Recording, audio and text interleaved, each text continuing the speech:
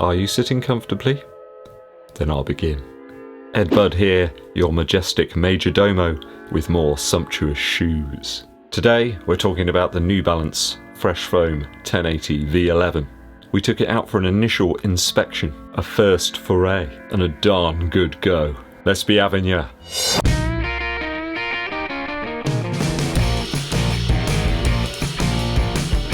Stat Blast. So in my UK 11.5 or US size 12, this cushioned Crusader clocks in at 310 grams. That's 10.9 ounces. Purchased with my own earth credits. Beware, beware, beware. Sometimes people review shoes after only a couple of miles. Just seems crazy to me. When you're spending your hard-earned earth credits, make sure you go to a reliable source, such as the FOD Runner, the Welsh Runner, perhaps Tim Gross too, Kofuzi, or Run Like Heller. You know that they're going to give you a transparent view. 30mm stack apparently in the US size 9, 22mm in the 4-foot, so they reckon there's about an 8mm drop.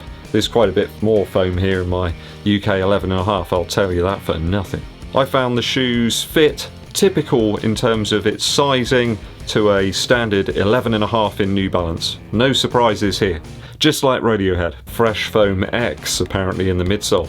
Please do watch my video about Fresh Foam and Fresh Foam X. I think it's a bit of a swizz. I think there's more mystery in that one than the X-Files. Upper first. So we got a very subtle switch in the upper between the 1080 V10 and the V11. This shoe speaks words to me, such as comfort, plush, sock.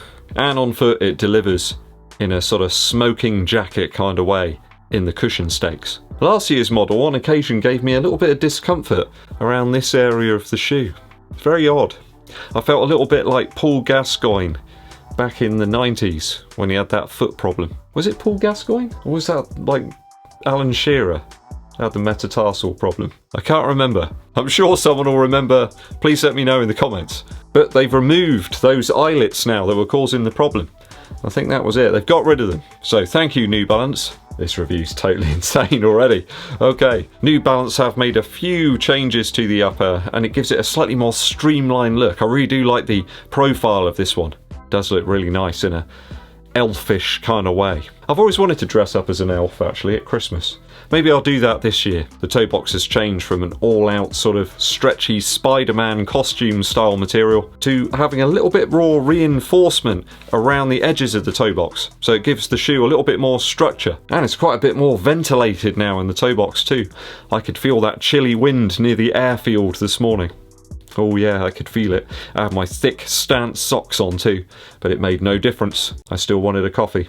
But certainly a bit more structure and shape in the toe box area. The heel flare, lower, shorter, and to me a little bit closer to the softness that you would feel from a whole box of kittens. You could be forgiven for thinking that they've changed up the N logo here and incorporated it into some sort of midfoot cage for the lacing. I think you'd probably be right. Again, it just gives the shoe a little bit more structure, similar to the way that Adidas use that cage on the Ultra Boost series. So that one eyelet less, and you see that this section of the shoe creeps a little further towards the tongue. So they've made very slight changes to the upper, but it makes a big difference on foot. Super comfortable. All the negative parts of the V10 have drifted away, revealing a nice blue sky. Very comfortable over my 10 miles today on my initial run, which is 16.1 kilometers for all you people that enjoy kilometers. I like both of them. It's a bit like Windows and the Mac OS. I think that there's good things about both of them,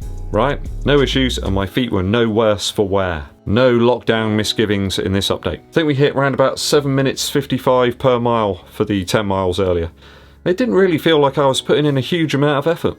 Hard to fault for a first run. Lots of space in the areas that you want there to be space as well. A bit like a well-fitting pair of trousers. Nice stretchy toe box, slight improvements to the lacing, and midfoot lockdown. I'm going to give this a 2.7 out of 3 after my initial runs for the upper. Only let down a little bit by some grit collected by the heel flare. Also, it was starting to get a mite chilly in the toe box. Midsole, midsole, midsole now. Now, my midsole here doesn't appear to have this special laser treatment. They look like they kind of started it and then they haven't bothered with the rest of it. On the V10 you can actually see these little holes, but as you can see there just aren't holes there. It's just sort of got the lines on it. Very strange. Maybe I've got a special edition version of the shoe, or maybe it's a reject. Either way, it feels pretty much identical to the midsole in the V10. Maybe they thought, Ed said that moisture was getting into his midsole, the V10, we won't put holes in this one. Nah, it wasn't that. Good at some steady paces, and I can see this one being a real monster for those long runs. And with that weight coming down a little bit, 16 grams in fact, lighter than the V10. Just makes it a tiny bit more versatile as a daily shoe perhaps. Always love a versatile option, you know me. In fact, that makes it almost the same weight as the Tempo Next Percent in a size 11. So this is a half size up from that, so go figure. As I say, despite the lack of lasers, there's very little difference here in the midsole. It performs exactly like the V10. The same consistent cushioning, which we come to expect from fresh foam. In fact, it made me fondly think back to some of those days when I was still at work and I'd use the shoe to, you know, run back from work to get a few easy miles in.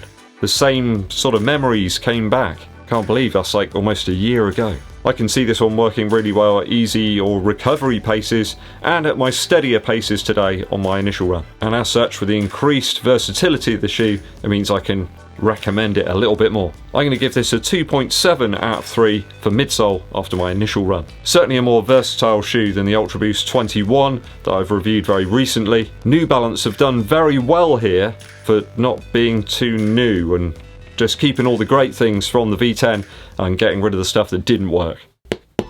Outsole now. It's Groundhog Day again on the outsole. No changes to the rubber here or the placement, exactly like the V10. So if you like that one, you're good to go. I did get a little bit of wear after 100 miles in the V10, right around the midfoot and a little bit on the outer edge of the heel. It sort of wore off the pattern. There's this kind of lined pattern that gives it a little bit more grip. And that did wear down, so be aware of that, guys. So I will be keeping my eyes peeled to see how this one fares over a similar distance. On the wet and slightly icy paths today on my run, it performed very well. If you liked the V10 and it performed well for you, I see no reason why the outsole here on the V11 won't do the same. Certainly not designed for grass or trails or anything like that. This one's for road, pavement use, and you'll probably get some wear on the exposed midsole section. No doubt though, the rubber's going to provide some reasonable durability over the miles. I'm going to give this a 2.7 out of 3 after my initial run for outsole. It's time to talk value. Value-wise, people seem to really love the 1080 V10, and I think you're going to get a similar experience from the V11. I only see improvements here in the upper, and we know that the midsole and outsole unit works great, so it's good.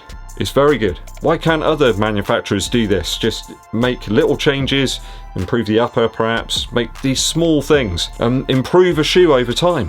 What a crazy idea. This one retails at 135 Earth credits, which is a little bit more expensive than a lot of other daily shoes that are out there. Though I really am impressed with the quality of the shoe overall. It's been put together well.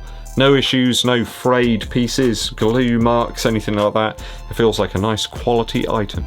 Though a little bit more expensive than the Summitros from Reebok, which I feel is a similar sort of purpose shoe. There's a better fitting upper here though than the Summitros, though it should be for the 40-50 quid the extra that it costs. Perhaps this one's more comparable though to the React Infinity Run Flyknit 2.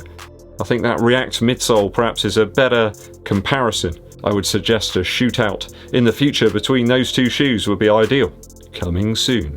I think not so much energy return in this shoe, it's more a sort of sponge really to soak up the miles. That side I think the additional cost is going to put a few people off from picking this one up perhaps. So I'm going to reduce my value score a little bit. I'm not sure I'd want to run any tempo or higher pace miles in this one. I'm going to give it a 2.3 out of 3 for value.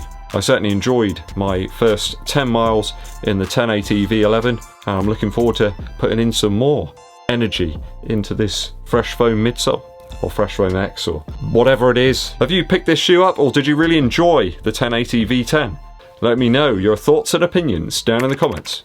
A swift musical interlude for you. Today on the long run I punched in Neil Young and Crazy Horse, Ragged Glory. This one's from the early 90s and it's just beautiful. After I talked about Neil Young the other day, I think it was still in my mind. Country Home and Over and Over are my favourite tunes on there.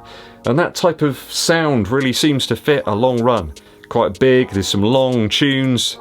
Some of them come in at like 6 or 7 minutes long, which is ideal. Every mile you get a different track. Neil Young and the rest of the good old boys on this one really have gelled together, and there's some fantastic instrumental sections. Neil Young's guitar sounding like molten lava almost. If you've never listened to it, please go and check it out. Ragged Glory by Neil Young and Crazy Horse. Okay guys, that's about all for me for today. Thanks for tuning in and sticking with me to the very end. I do appreciate it. If you haven't done so already, please hit that subscribe button and click the bell below for notifications of when I launch those new videos. And it really does help the channel out if you give this video a thumbs up like and share this video with your running buddies. My name's EDDBUD and I'll be seeing you